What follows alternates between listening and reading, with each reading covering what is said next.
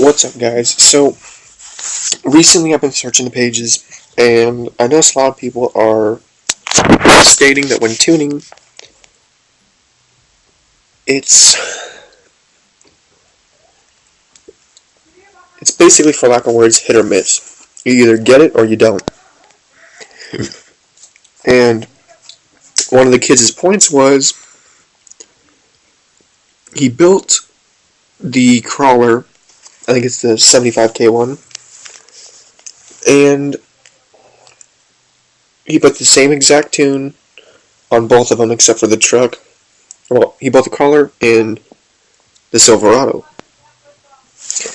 And he put the same tune on there, tested them, and the result was the truck did better. But the truck had the diesel swap, and the truck was slammed compared to the crawler. Now, for starters, this gave it away is that it wasn't the same tune. And there's nothing against that. Same tune doesn't make much of a difference, but the reasoning behind why it's not really a hit or miss is because, well, when you build something, you have to have an idea of what you want, for starters. And his biggest thing was the truck was slammed and it did better than the crawler. Here's the reasoning behind it all, and there's a lot to it. First reason, for starters, when you install the diesel swap, it actually adds more of a torqueier, I guess you could say, launch, and it adds more torque to your wheelbase. So, for starters, let me kind of explain what I'm talking about. So, this is currently diesel swapped. I don't know why it says maxed out. That was interesting. Anyways, it's a diesel swap currently, and when you install the diesel, it's like a regular diesel truck compared to a car. It has more torque. So when we go to tuning, we do a dyno run. Let's turn.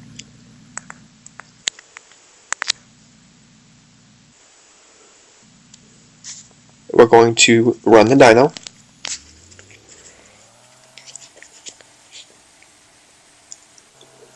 And as you can see, it tops out at 505 horsepower and 850 torque.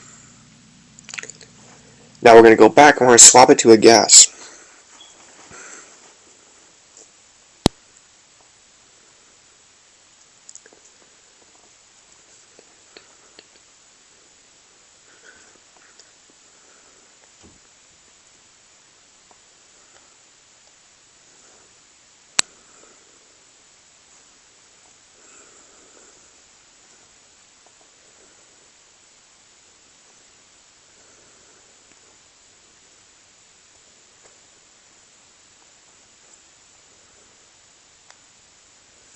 Nope, that's not what I wanted.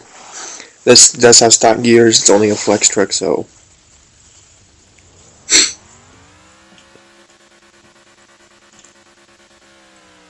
As you can tell, max torque has significantly dropped. And the reasoning behind that is the diesel swap just naturally has more torque to it. And this does not have the perfect setup. So when you do the perfect setup, you might see a slight difference with running a gas. And I think this is just a regular NA, so no turbo, no supercharger. We could go into that into more detail, but I don't think it's, yes, the NA, it doesn't have either of them.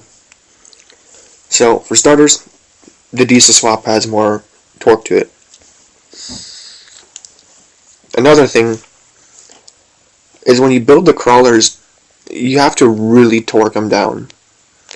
And what I mean by that is, when you build your torque, you have to make it degrade slower than that of which you would build a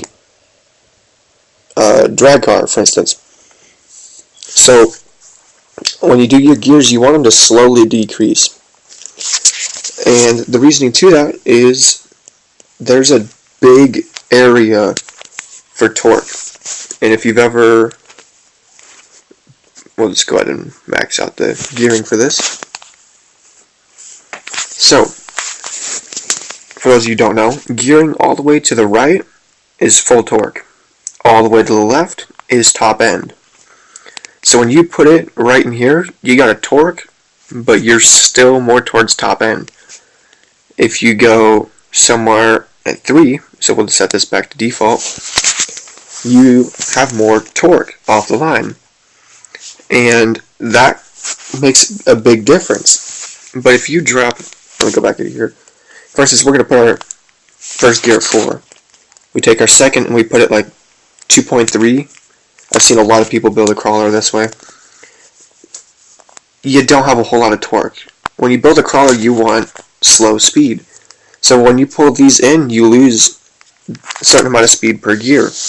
Depending on how you build your suspension will change how your gears are.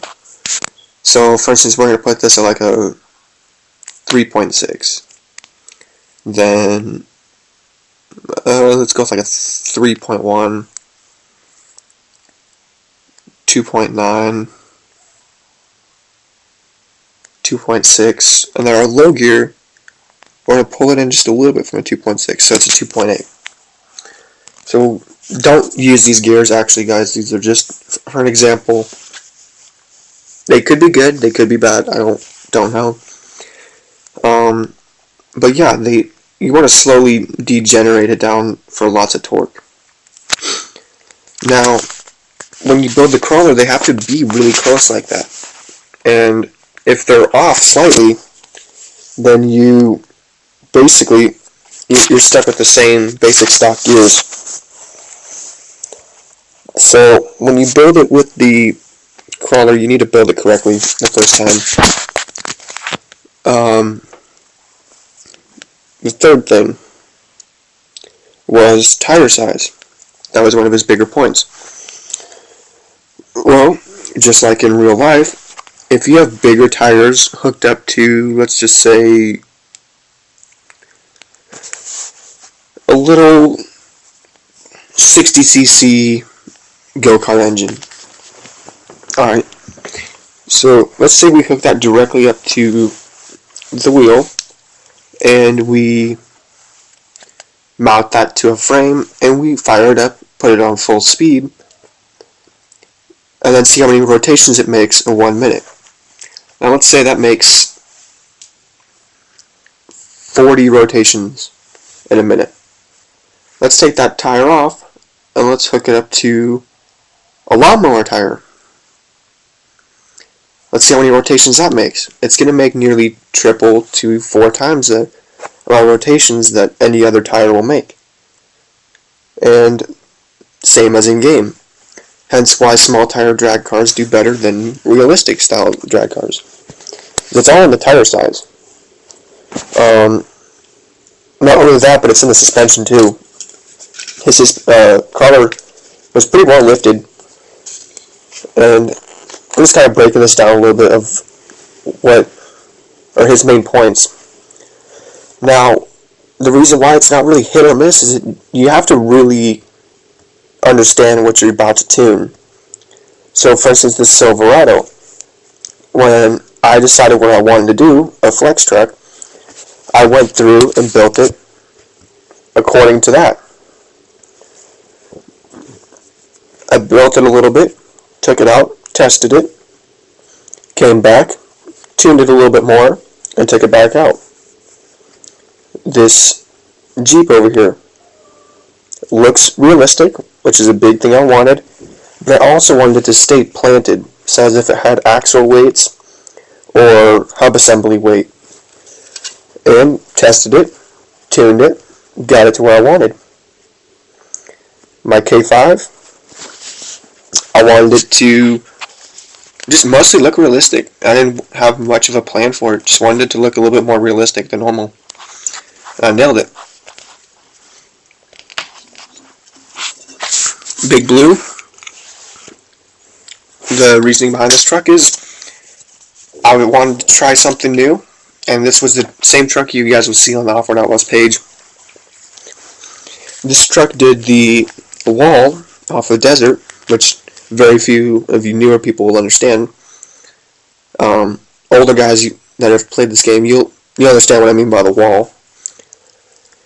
And this truck could do the wall in 4-wheel drive, high gear, no locks. Don't believe me? Go check out the Off-Road Outlaws page and search. It's going to be way back there. But search up Cody Ratcliffe. You'll see this truck doing the wall, 4-wheel drive, high gear, no lockers. And that's all it is to it. The K5 I have can actually do the same thing, and they're both running on stock gears. It's all in the in the suspension. But in which you can actually do something like that in real life with a stock motor. Basically, what I was saying is, if you're going to go out building something for a certain thing, build it for that thing. So, for instance, you want to do it for flex, go out and build it just for flex. When I built the K5, it does amazing on Diamond Park. Am I probably ever going to use it for Diamond Park? Never know. The C10 I have does great going through mud. Just goes right through it like it's nothing.